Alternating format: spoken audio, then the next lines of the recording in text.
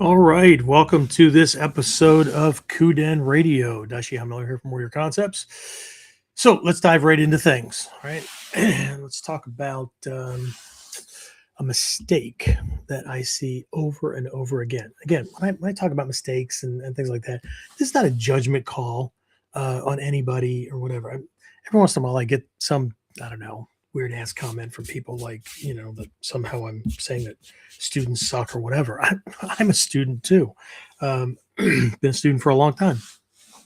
Uh, they're just things that maybe we should, as one of my teachers used to say, if you're wondering if I'm talking about you, I'm not talking to the person next to you. So whenever we catch these things, right, maybe we should stop and make sure we're not caught in the trap of thinking that the teacher's talking about somebody else. Anyway, so again, this is one of those things that I see over and over and over again. I've heard Hatsumi Sensei, I've heard all these master teachers speak on this in one way or another. And here's the thing: it's not a technical mistake, right? So I'm not talking about bad footwork. I'm not talking about poor timing. I'm not talking about weak striking. I'm not talking about crappy basics, whatever, right? What I'm talking about is compartmentalization. Okay, people train in the martial arts, but they don't live like warriors. I don't mean tough guys, things like that, right? They treat the dojo like a sealed container, right? 2 hours a week. Well, that's when they're training, right? The rest of the week, they act emotionally. They lose composure in arguments. They collapse under criticism. They get into pissing contests with people online, right? They panic under pressure, whatever, right? And then they come back to class to practice distance, timing. That's fragmentation. And fragmentation all but guarantees failure because real pressure doesn't respect compartments, right? So that's where I want to go during this episode, right? There's a mistake I see over and over and over again. And again, we've already outlined that it's not physical. I'm going to use some physical references, but this is about something else, something that Hatsumi Sensei and now the current Soke have been pointing to for a long, long time. All right. So let's get into it, and I'll see you when I get back. So, the big question is this: how are self-defense and success-minded people like us, concerned citizens worried about protecting ourselves, our loved ones, and the things we care about from the monsters we know exist in the world?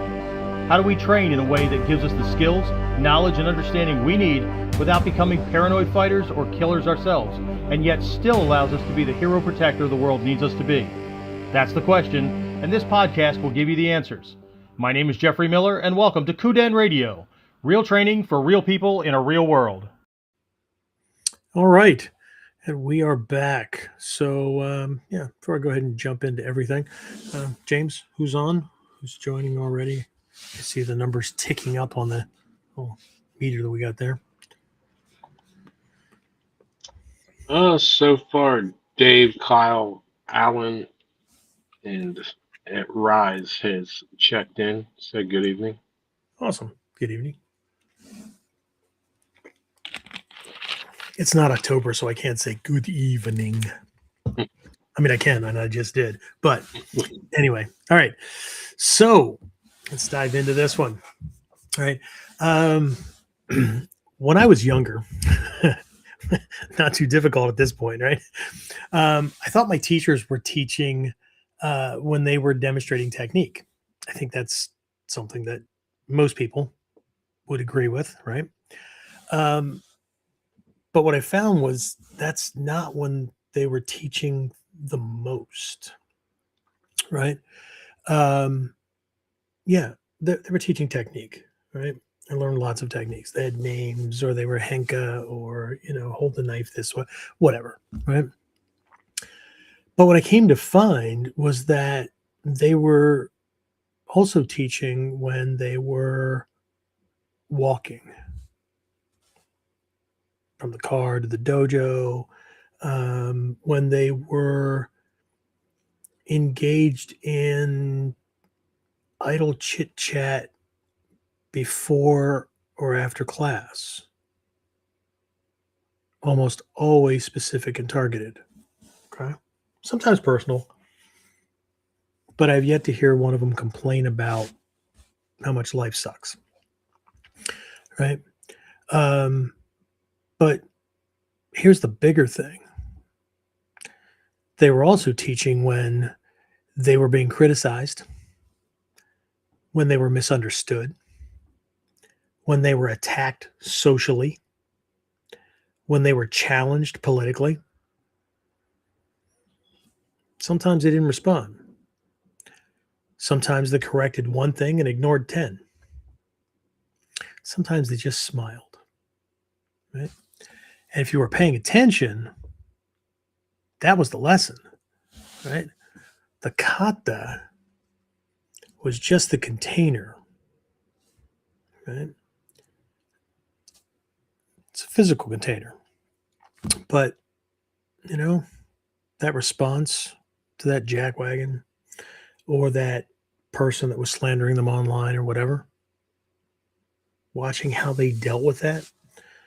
That's Misate, right?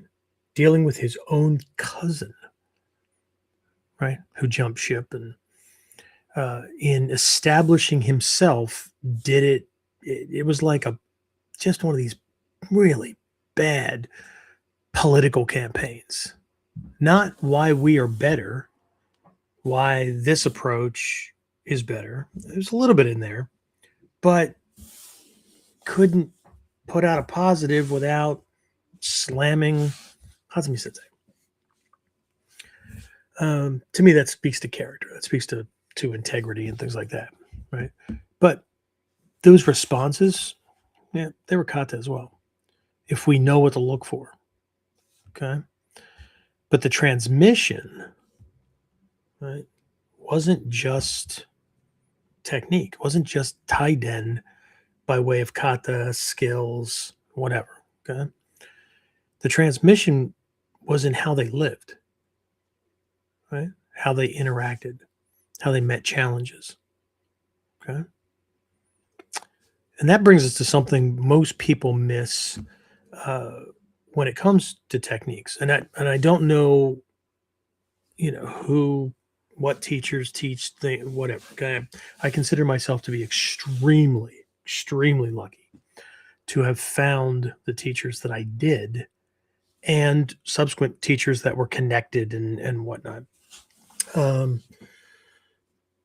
we might not be having this conversation, right? But for this episode, we're going to be talking about koku. We're going to revisit this first kata on the first scroll, right? Not first level scroll, joryaku, right? Highest, most important, right? That, and I'll reference the next one in line as well because there's a connection, okay? But what I want to talk about is something that most students miss about koku, right? We'll just limit it to that one, okay? Because koku isn't teaching you how to receive a punch. Koku, like most kata, is teaching you how to exist under pressure. Okay? So before I dive farther into that, James, anybody else sign in? Anybody else? Don't tell me about the ones that dropped a flaming comment or whatever. Just United States Ninpo Academy said can't stay long, but made an Oh, effort to cool. be here. Awesome. Thanks, man. I appreciate it. If it's who I think it is, I have seen many of their videos as well. James will tell me if I was wrong later. Anyway, that being said, all right. So, um, so let's start with this kata, right? Koku, right? And I don't mean like when I'm talking about little definitions here, I'm not talking about the truncated step by step descriptions that were typed up by people who saw a version of the kata demonstrated or saw the videos or whatever back in the day, and then passed these things around and then the implication was, well, this is what the scroll says. This is not what the scroll says. Okay, I have yet to see Uketsuki. Okay, but the Densho, right, for Koku, right, it it looks specific, kind of vaguely specific. We talked about this what a couple of weeks ago. James, was it on Whiteboard Wednesday or was it on KUDEN? Maybe it was both. Who knows? Anyway, so the Densho says the first thing it says is the enemy comes at your men, right? Men, face, right?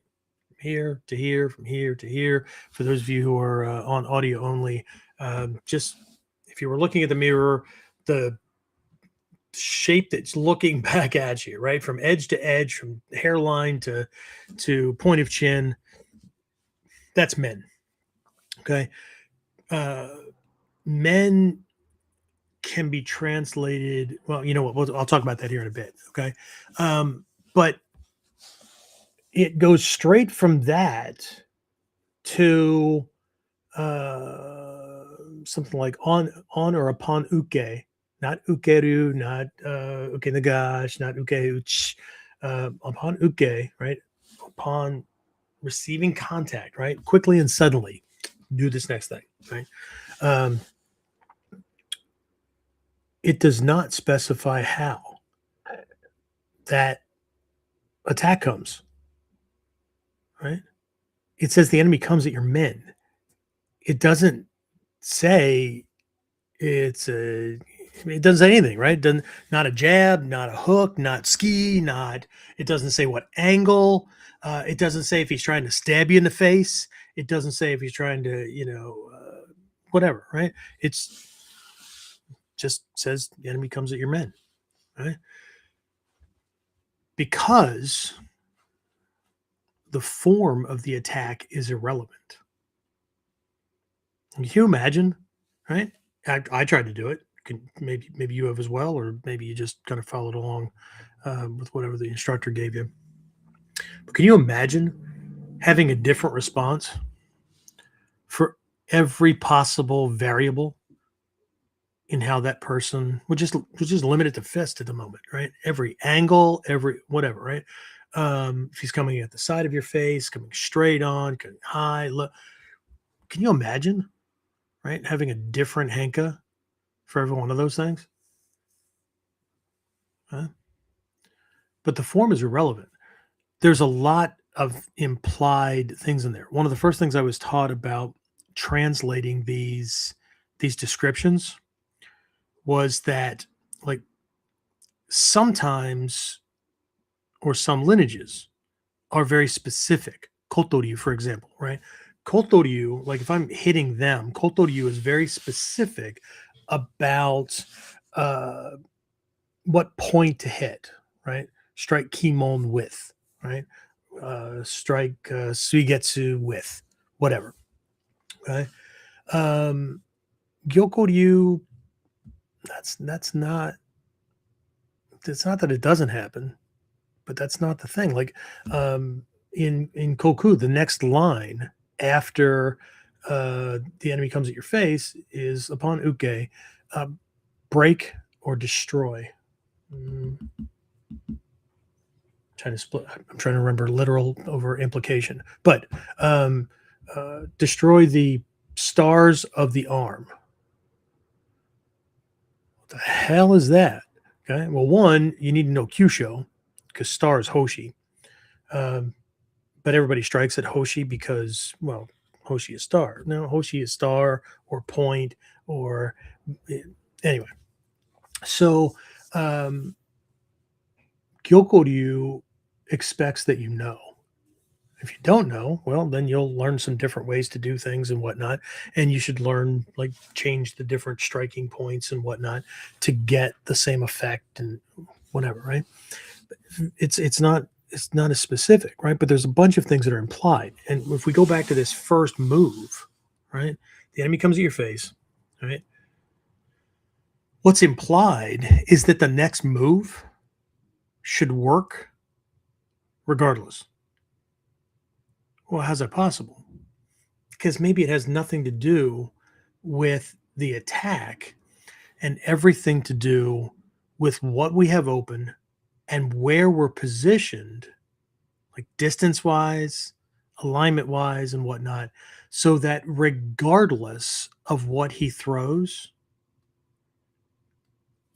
any and all attacks converge on the same point in space. Okay. Playing in space is not about, I mean, that's the feeling, right? In Koku. But it's not frivolous play, right? It's knowing where you need to be to control conditions, to manage conditions, right? So if I know where that point is, then I don't have to worry about what he throws because he has to get at this space, right? And then I can do the next thing. Just like when we destroy the stars of the arm, right? Most people know a standard model where we're delivering a shito to the arm and then he kicks, right? And that's what the scroll says. That's what Densho says. But it doesn't say how. It doesn't say which leg. We all have a model and a bunch of assumptions are being made, but either way, right? So here's the thing, right? I said the form of the attack is irrelevant, right? Life doesn't tell you how it's going to strike you any more than the attacker does, right? It just comes, right? And just like with the kata, right? If we need to know the exact shape of the problem before we can act correctly, then we're already behind. Right? Most martial artists train answers to specific attacks. There's a place for that, of course. Shodan level training, right? Shuhari, Shodan, right? Don't confuse, when I say Shodan level, I'm not speaking about the kata at the Shodan level, because all kata at all levels can be trained based on the filtering of the lens of given den transmission levels. Okay. But again, that, we train answers to specific attacks, but the deeper lesson is, right, from this framework that I'm using now, and it's the same in all the kata. Okay. Position yourself so all attacks converge into or onto one manageable line. Okay? Not reaction, orientation. Okay? Not choreography, geometry. Okay? So, oh yeah, I said I was going to talk about men a little bit, right? Men, right? Men, literally, the face, okay? But it's also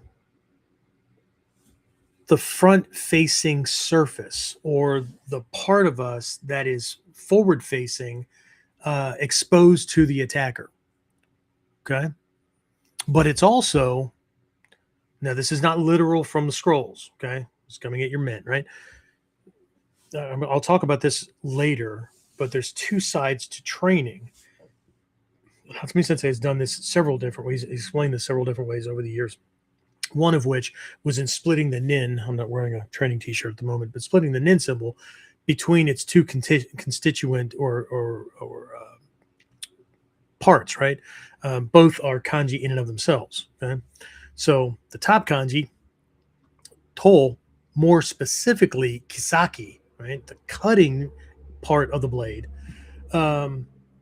represents the martial side of our training. Okay. The shin, kokoro, right, the part underneath it, a lot of people have told me they thought it looked like a smiley face with dimples. Whatever. Anyway, that represents success in social situations, success in the rest of life. Okay. If we split the two, we're no longer doing ninpo.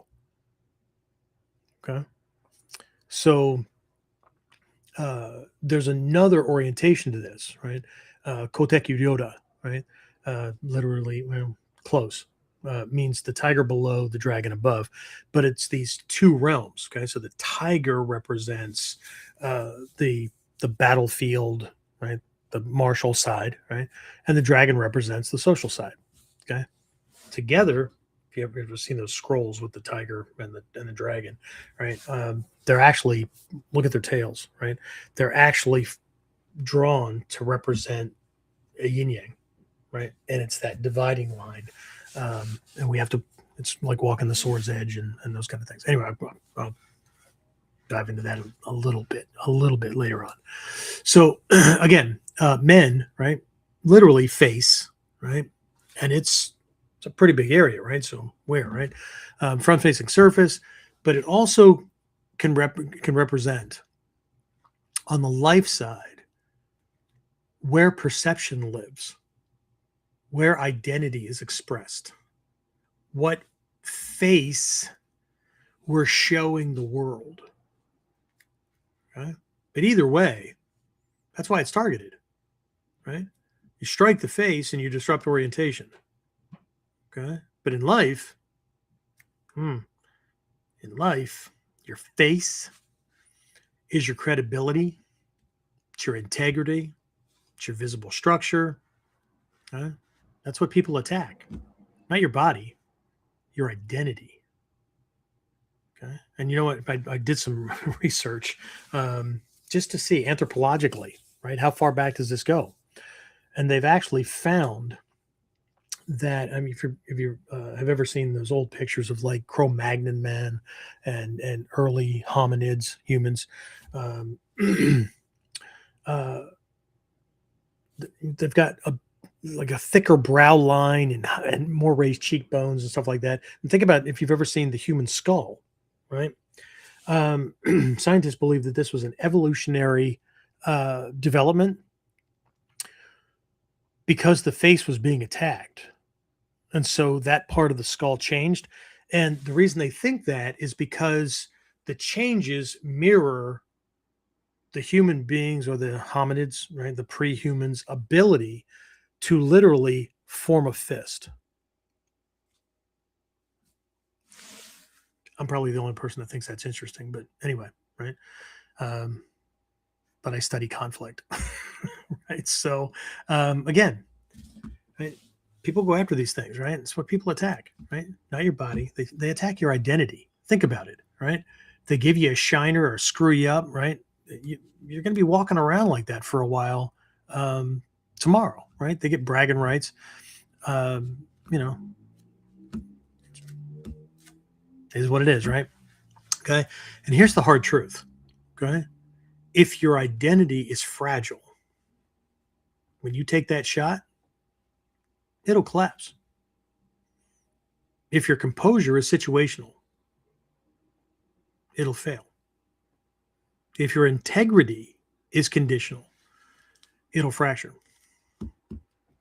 So the problem isn't the strike. It's the weakness beneath it. Okay? Some people will take those shots because it's part and parcel with dealing with the conflict, dealing with life, taking the shots and being able to keep going. Right? Others present the appearance that they can do that, but fold very quickly when it actually happens, or sometimes even when the threat of it happening. Right? So anyway, if this resonates, right, if you've seen the difference between people who train movements and people who live principles, do me a favor, right? Hit like, share this with someone who needs it, right? Make sure you're subscribed, because what we're talking about here isn't about dojo performance. It's about life performance. The number of times I have heard Hatsumi Sensei discuss something, right? He'll demonstrate technique, Henka, whatever, and then he'll get off on this explanation that turns into references about this or that guy's poetry or koan, Zen, these Zen koans, or whatever, right? He'll talk about these things, and then he'll just stop and say, it's not just a good martial arts idea. It's a good life idea, right? He's done that a lot. So anyway, James, any questions or comments come in before I continue my little downhill slalom? Just technical Aikido checked in. Cool. That's it. That's it. All right. Thanks. Sure. Back to it. Dancing monkey. No, not a dancing monkey today. That's not even Whiteboard Wednesday, is it? It's not until class time. Anyway, so one of my teachers once explained an analogy that can allow us to shift from my alluding to this thing within Koku to being a little bit more specific. Okay. Think about James Bond. No, I'm not trying to allude to the fact that he's a ninja or anything like that, right? But when you think about Bond, okay, I don't want you to think about the action scenes, right? The gadgets, all that kind of stuff, right? The cool lines, although that kind of hints at it, right? I want you to think about the full character, because people miss it a lot, right? Bond doesn't survive just because he can fight. Often, Bond survives because he can wear a tux properly. He can navigate elite social environments, or just about any freaking environment, right? He can speak intelligently or take on other voices. He can cook. He can blend into conversations like he belongs there, right? He understands culture, right? Be calm under scrutiny, right? Think about this. If Bond could only punch and shoot, I don't know that he wouldn't fail almost immediately. And the movies would be really short. Right? But either way, right? Think about it, right? How many times have you ever been to like a wedding or a funeral or I don't know, wherever, right? And you see somebody, they're wearing a suit, and it's obvious that they're out of their forte. They're out of their element, right? And I get it. People can go, well, I don't give a shit. That's not me. Okay. Well, it's obvious. Thank you very much. Okay. So great. We've accepted the fact that we can't. So we don't try. And then how many opportunities do we miss out on? And then bitch about the fact that we missed out on opportunities. I don't know. Okay. I went to bodyguard school. Bodyguard school, you learn how to wear a tailored suit. You learn how to wear a tux properly. You learn how to walk a certain way. Seriously? Bodyguard school? I thought that was like all techniques and shooting. And I know that's in the brochures. I get it. Yeah. Yeah. They teach you European eating, fork upside down in one hand, knife in the other, right? Which fork goes where, which fork is used. Why? Because bad guys shoot security first. And if you can't blend in, so they can't tell, you don't last very long. Sorry, I didn't mean for my voice to change because I was surprised by all that too. Okay? So again, Bond, if he couldn't do these things, he'd stand out. He'd make social missteps. He'd expose himself. Right? Bond is dangerous because he's well positioned in every environment. Okay? Combat is only one tool. Right? That's the warrior model. Okay? Well, half the warrior model, because warriors in ancient Japan, with the exception of Ronin like Musashi and other folks that people tend to want to hold in high esteem, right? Warriors were from the upper class. Originally, right? If you weren't the firstborn son, you weren't inheriting the family name, treasure, property, whatever. You had two choices: become a monk, priest, whatever, right? Or become a warrior. And at that point, your job was to protect the family fortune for the, so the guy who was getting it could keep it. That's why the whole samurai to bushi shift happened, right? Because they got tired of protecting shit that wasn't theirs. Okay. But again, got this warrior model. But most martial artists, they only train the punching, the grabbing, the kicking, the cool techniques, right? They ignore the tucks. They ignore social fluency. They ignore emotional regulation. They ignore discipline in daily habits. And then they wonder why they're unstable outside the dojo. That is compartmentalization. Okay? Let's talk about something else. Right? I, like most teachers in need to, teach stealth walking or stealth in general. Right? But here's the truth. If you only practice walking quietly, sometimes under pressure, there's going to be a whole lot of extra tension. Why? Well, because there's a higher cognitive load, right? That means you're going to be thinking about what to do, trying to remember how to, right? Overly critical on things. Muscle systems will tense up. They'll get tighter, not less, right? Which means you'll become louder trying to be quiet, right? One of my teachers used to, we would do wilderness survival stuff, or we just go outdoors and do some training. I'm sure most of you guys have done that, right? And he'd be talking about stealth, and he'd have us, like, if we were near the woods or a wood line or whatever, he'd walk us over there, and he'd say, "Now just listen, don't talk, just listen." And he'd wait until like a twig or something, right, would snap, and it wouldn't take very long. Right? He goes, "See, there's noise all the time.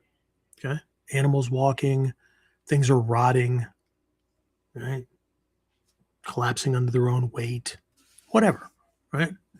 But not once with those sounds out there did you hear shit, right?" And of course, people would laugh and all that, but it's the truth. Right? Not only is the cognitive load spike, but muscles are going to burn out faster because we're now doing something with smaller muscle groups that we don't do on a regular basis. Okay? But if we train awareness of noise constantly, and that's one of the biggest things that we do up front before we even try to be quiet, right? The first part of training is to understand how noise or how sound in general is created, right? But if we start to become more aware, right, We train the awareness, the hearing awareness, the hearing consciousness, okay, about sound, about noise, okay? How you step, right? How that lands, right? Different types of footwear on different surfaces, right? The sound breathing makes, how the sound that we make when we close or open doors, we place objects, we pick them up or put them down, right? I know somebody already started thinking, I pick things up, I put things down. Anyway, right? The point here is that quiet becomes the baseline, right? So when we need to be stealthy, we don't need to switch modes. We just continue. Okay. Now, if we take that and we apply that everywhere, right? If composure is something that we turn on, it'll fail, right? There'll be a crack in the armor somewhere. Okay. If integrity is something that you apply selectively, it'll collapse. Okay? I know a person who she was assaulted when she was very, very young by her own father. Okay. And for most of her life, most of her adult life, um, she has been very, very outspoken, as well she should be, about not just sexual assault, but right, um, grown ass people taking advantage of kids. But somehow, when another family member did the same thing to somebody else, she came to their rescue, not the victims, her family member. So that's not integrity. That's problematic. Okay. If positioning is something you think about only when attacked, then you're going to chase variables. Okay. Warrior doesn't switch modes. Right? That's the whole idea behind integrity. Right? He or she maintains condition. This is why the Japanese, when they're talking about or referencing certain students, whether they're Japanese or they're Western or whatever, right? The phrase they use is that that person is a stand-up guy or a stand-up girl, right? And that's what they're pointing to is integrity, right? That they walk the talk, they are consistent, right? And this is how many students end up being invited into a Japanese teacher's inner circle, not just because they show up for class and put down their money, right? And then consider themselves to be this person's teacher or student or whatever, right? They get invited in and the lessons change. Okay? It's kind of like being invited to their house. Right? So let's go back to koku. And then I want to talk about another kata as well. I'll just reference one little piece because these two are linked at this critical part, right? So anyway, in koku, right, after positioning and countering, right? Actually, we'll just talk about that, right? So this attack comes in. We'll just look at the standard model, right? Comes in upon impact, quickly and suddenly, right?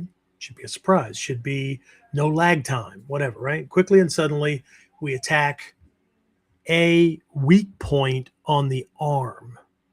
What does this do? What destabilizes them, right? It puts them in a panic situation, okay? And there's a kick follow-up, okay? There's lots of ways to do these, but there's this moment, right, where you're beginning the control, you're beginning the collapse, and they they're screwed here in a second. Okay. If you want to understand how that that screwed part happens, right? If you're one of my students or you're going through our curriculum, there is a model or two in Mod 2 where I think we're using Dokkan no Kamae, but either way, the punch comes in, we see this thing come across, hit that arm, and then immediately, boom, moves into a shito to the face, or we hit the arm and then there's a kick, and then the shoot to the face, or the shuto to the face. That's the ideal, right? But in Koku, you do it, but you're not dealing with some jackwagon on the street who can barely keep his own balance when he throws a punch. Okay. So he corrects, or very quickly, while trying to neutralize that, throws that kick out there. Okay. Again, the kata itself doesn't specify how, which means that the next thing I do has to be able to deal with any kick. Interesting. Okay. Not a whole bunch of variables. This is where Henka come in, where you can experiment with different things coming. But if the positioning, angling, and opening is right, he's ultimately going to come to the same spot. Okay. If it isn't, well, then, yeah, you're going to need a shit ton of Henka. But anyway, right, throws this thing, and we shift around, counter kick that leg that's coming, right? Counter kick the leg, break the balance, and then deliver a shito, or a bushkin. Sorry, bushkin. Doesn't matter. Shikanken, bushkin, whatever. You go after another Kyusho. Continue to break the structure down, right? So again, that kick is more of a need to stay in the fight, need to keep you busy, so he can reset. He's trying to reset, right? He's trying to get out of an oh shit situation, right? And Koku shows an ideal resolution, right? So I catch this thing, here comes this next, right? Keep him off balance, or amplify that balance so I can go after it. I've got this open window while he's trying to catch himself, right, to go after this target. Okay. Sounds cut and dry, right? Except that the next kata, Renyo, Heavenly Palanquin, right after that kick parry, or that counter kick, what's he do? Well, he puts his foot down and he grabs your lapel. Guess he could, except he's off balance. I guess he could if my kick was shitty, or if I didn't parry it off of his power line, even a little bit, even a little nudge, right? What it is another panic attack, okay? And so he reaches out and grabs the lapel, and right, there's this attempt, right? And it's easy to translate it one way if we're in the Shoden level, or the Joyaku level training, where we're looking at things step by step. Okay. But once those dynamics get put in there, we start to recognize that he's not attacking me. That grab is not an attack. That grab is a survival impulse from an oh shit moment, right? That leg got destabilized. We're right there. There's this quick grab to not collapse, right?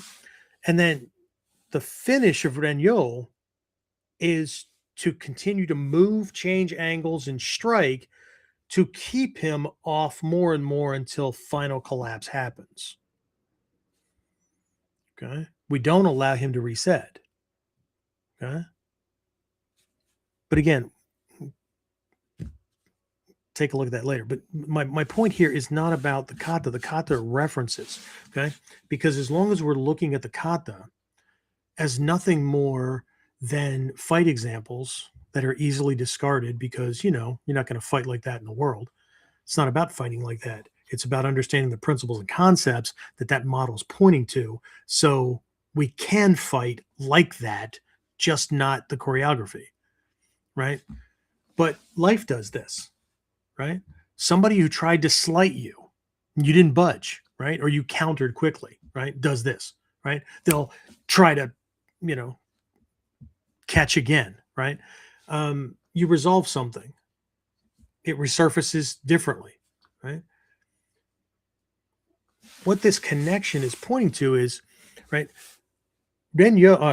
Koku is this ideal, right? But then it comes along, or then comes along Renyo, right?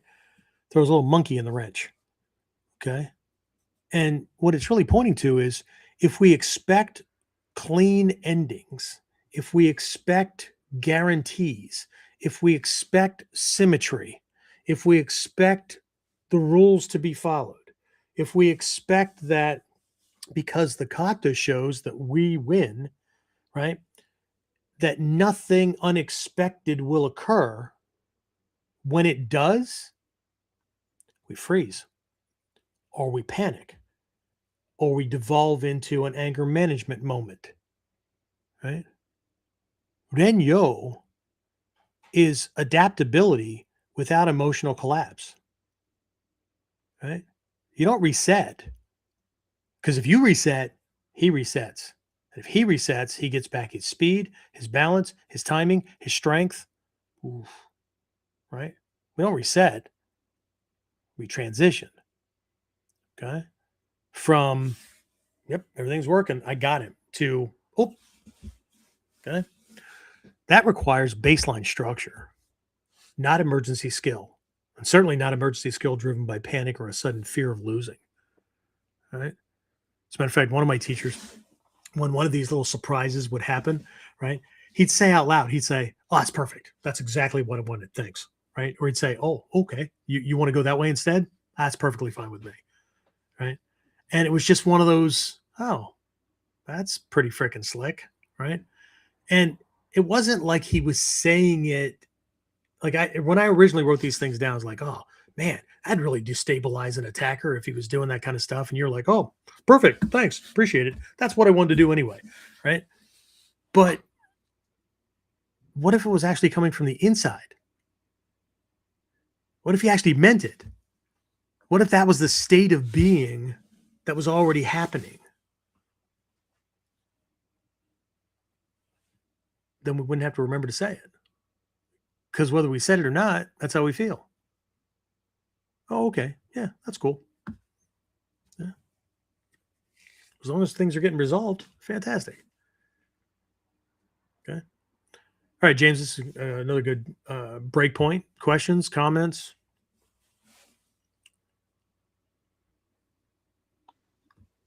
Oh, put James to sleep. No, I didn't. There he is.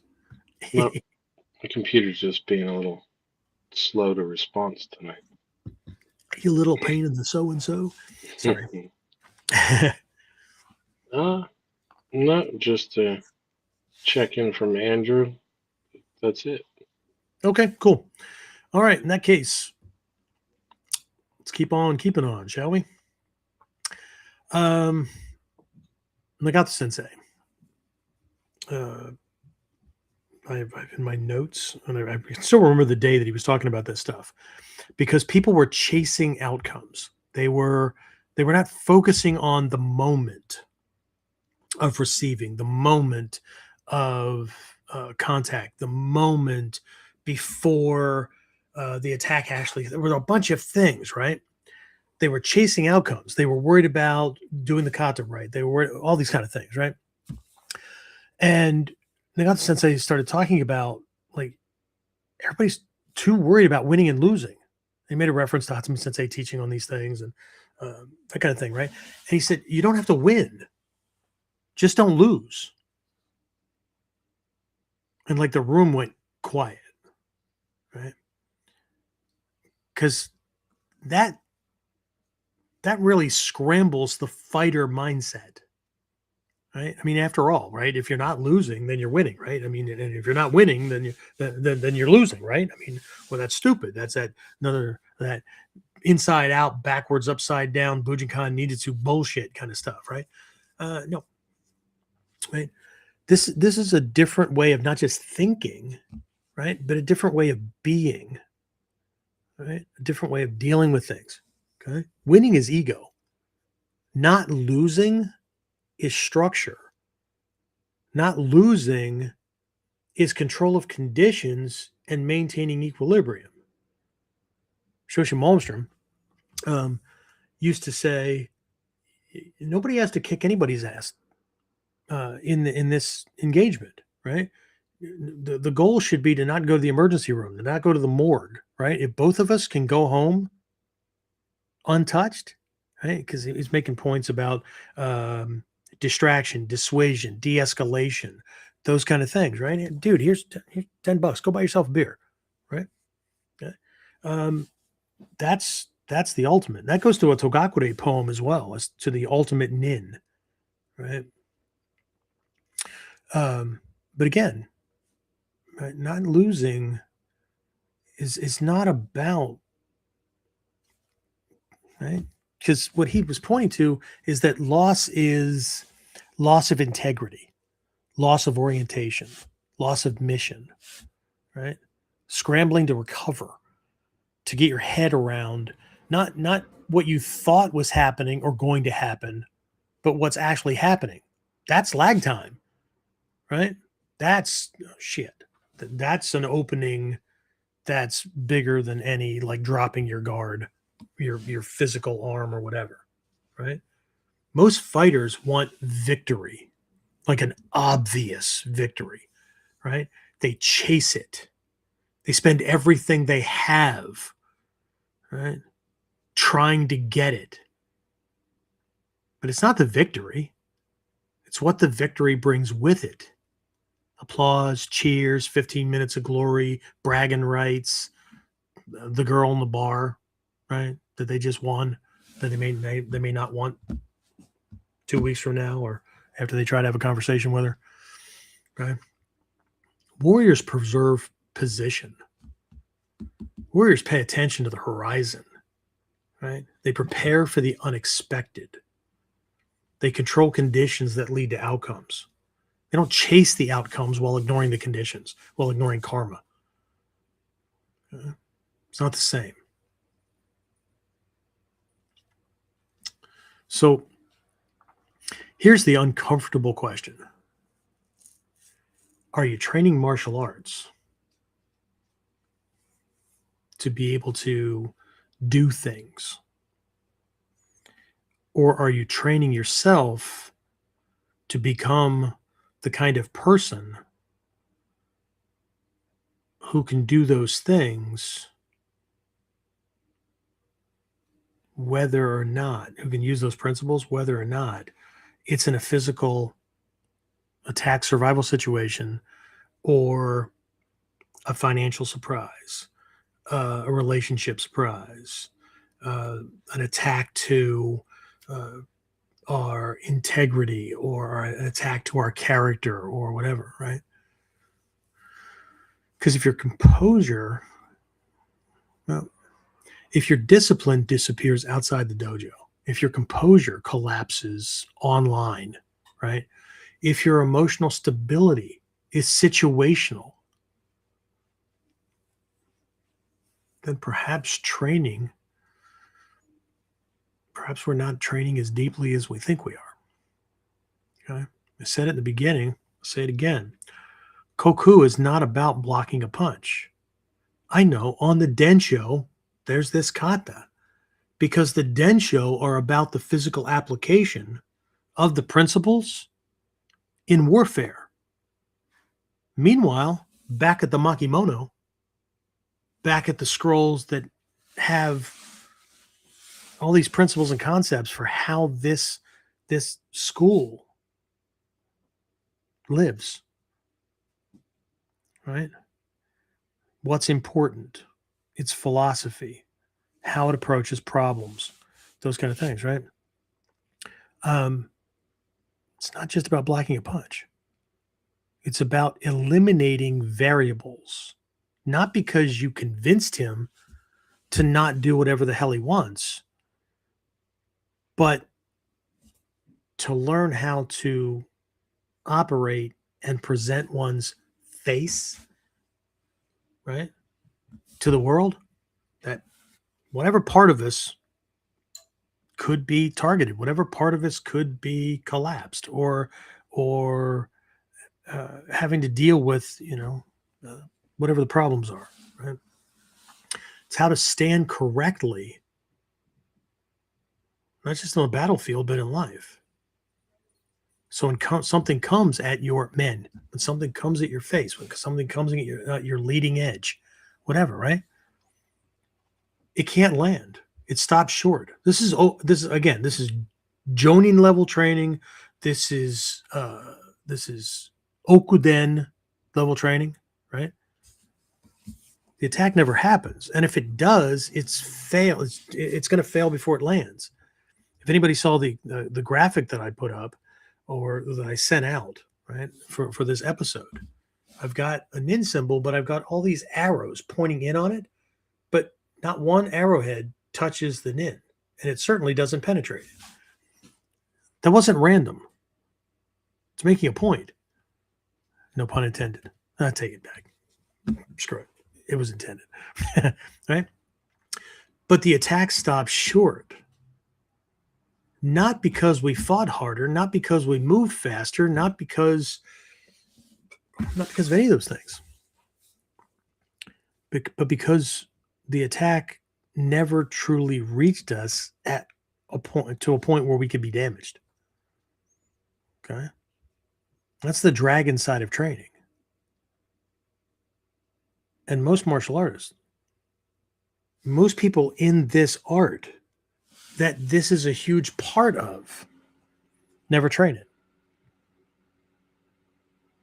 Not my karma. Not my fault. I bet Alan's chuckling right now. Okay? So, again, before I go further and finish this up, right, I mentioned this earlier and kind of hinted at the tiger and the dragon, right? So, again, for those who are new, right, let me clarify if I haven't already lost them, right? When I reference tiger and dragon realms, I'm not talking about mythology, right? I'm talking about two dimensions of training, okay? Again, tiger realm is the battlefield. It's physical skill, physical timing, impact, right? Survival under immediate threat, right? The dragon realm is life beyond the battlefield, okay? It has its own timing, has its own type of impact and whatnot, but it's not the same. It's kind of like when Hatsumi Sensei talked about respect, right? And how warriors' respect is different from the respect that mommy and grandma taught us, okay? Warriors use that kind of respect as well. But there's a second kind of respect, okay? We all know the respect that mommy and grandma taught us, right? It's basically the golden rule, right? Treat others the way you want to be treated, or whatever, okay? Okay. What if I don't care if you treat me like shit? Well, now we have a problem, right? What if I treat myself like shit? Okay. See, again, right? But a warrior's respect on the battlefield, see, that's life respect. Even in social circles, a warrior still applies that type of respect.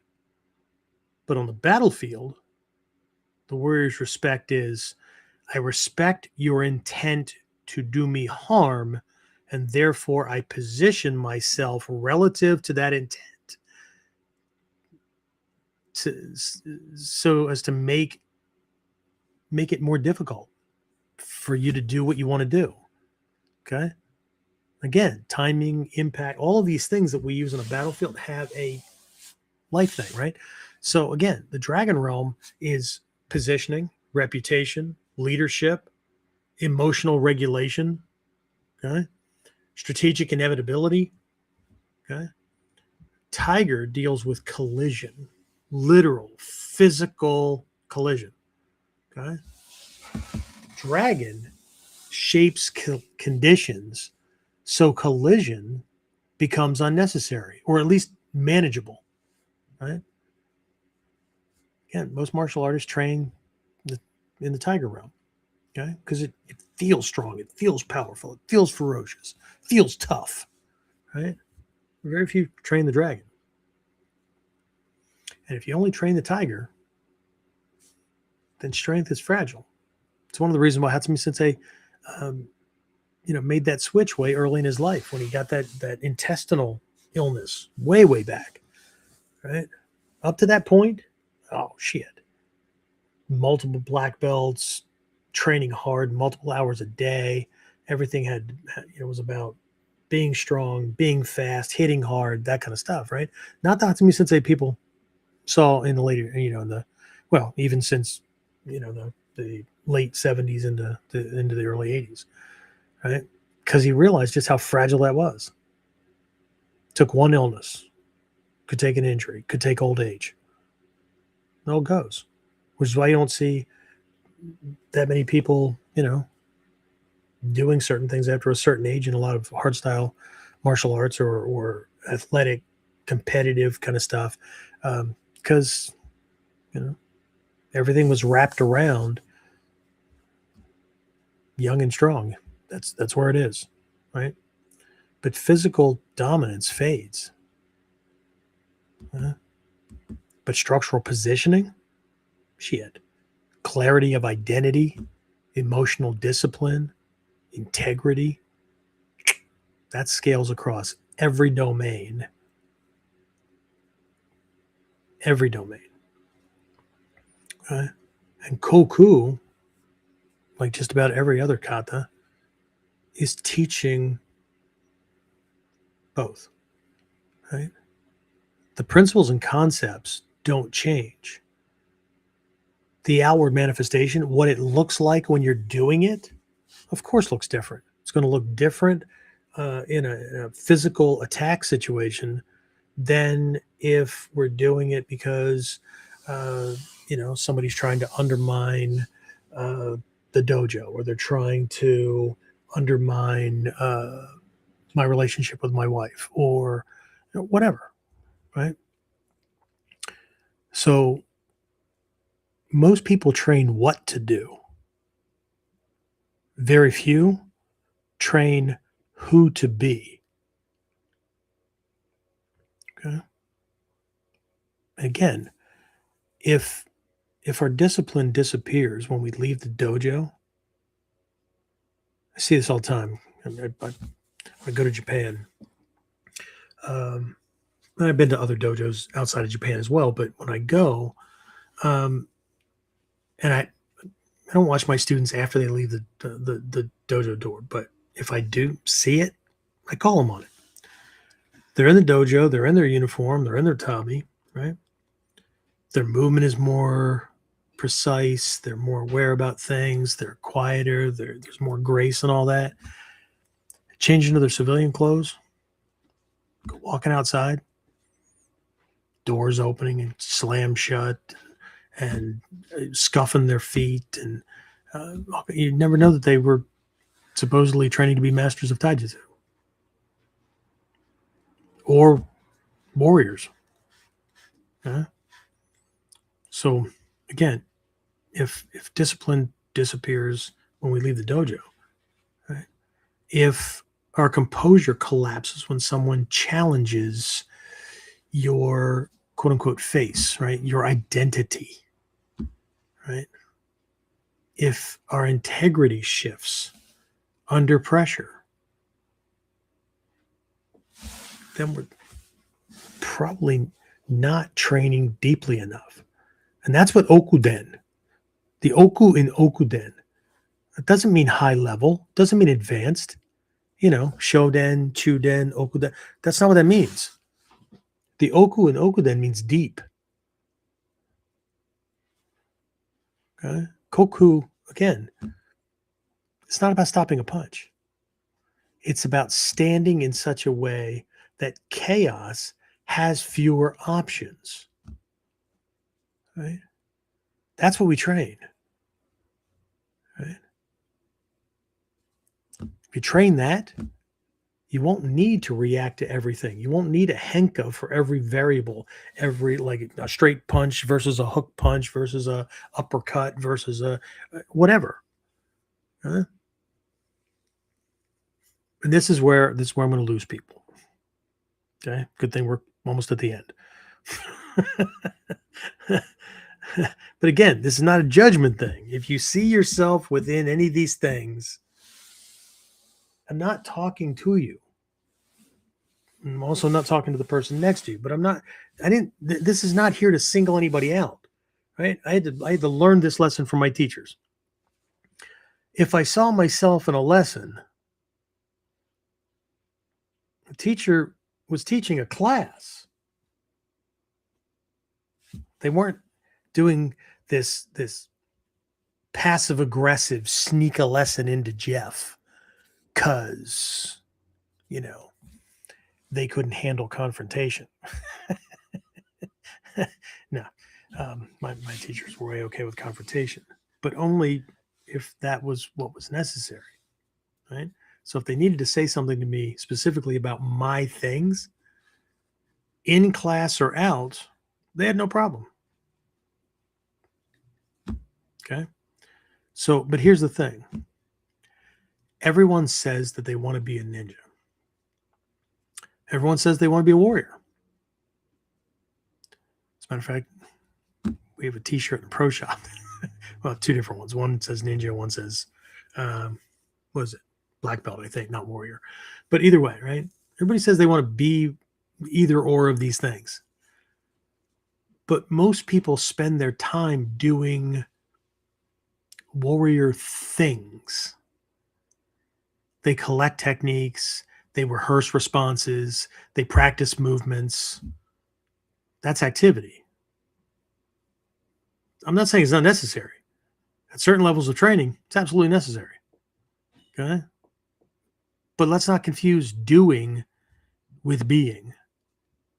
Right? We're human beings, not human doings. That's the theory anyway. Okay? But activity isn't identity.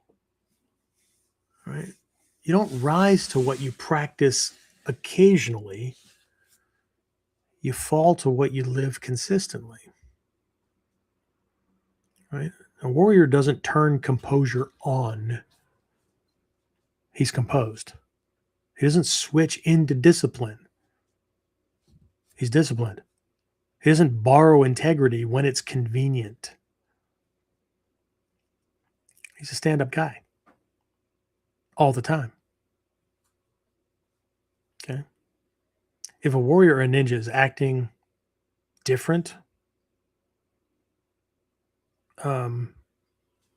there's something behind that asymmetry that's probably not going to go well for somebody. Least of all them. Okay? But he doesn't do these things. He didn't turn things on and off because he doesn't want people to be upset or whatever, right? He becomes someone for whom those things are the baseline. Okay, we call that a tatsujin, a fully actualized human being. Okay, sometimes just roughly translated as a master. Okay? But this is why the line in Koku, right? The enemy comes at your men.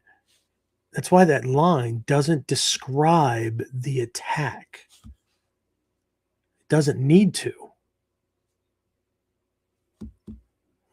We need to learn the lesson, not the step-by-step moves. We need to learn the lesson that comes before that allows us to be in the right position before the attack ever manifests. Okay? Because if you're standing correctly, internally, externally, at the right distance, right? When the enemy comes, it won't matter how he comes. Doesn't matter. Okay? All right. James, before I wrap this up, or before we do the closeout, any last minute questions, comments, leaving things wide open? Don't forget. But wait, there's more. No, Japan. we are leaving from JFK or one of our regional things. So get the best price on airfare and whatnot. May 11th, which means we'll be in Japan May 12th. Hardly sounds fair. We lose a day going. We live the same day twice on the way back. That's fucked up. Anyway, right, if I could figure out how to do it the other way around, I would without moving to Australia. Because everybody's just too damn tall in Australia.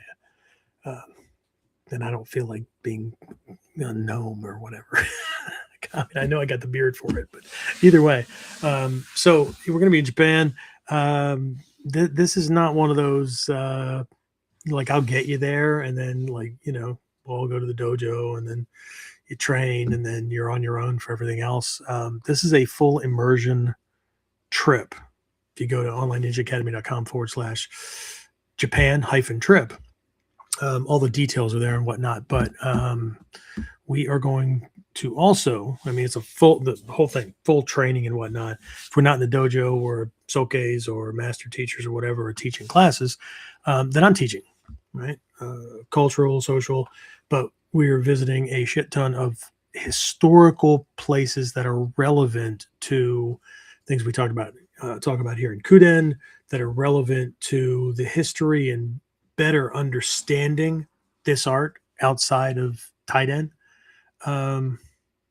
So got a couple of spots. I've got 3 people locked in at the moment, waiting to hear from a 4th one. And that means there's only 4 spots left. Right. So if you want to talk about it, you have any questions, you can always reach out. Otherwise, what else? What do we have, James, to close things out? Questions, comments, complaints? The Ninpo Academy said thank you, bowing out with respect. Cool. Thanks, man. Appreciate it. But that's it. That's it. Well, in that case, James, again, thank you very much.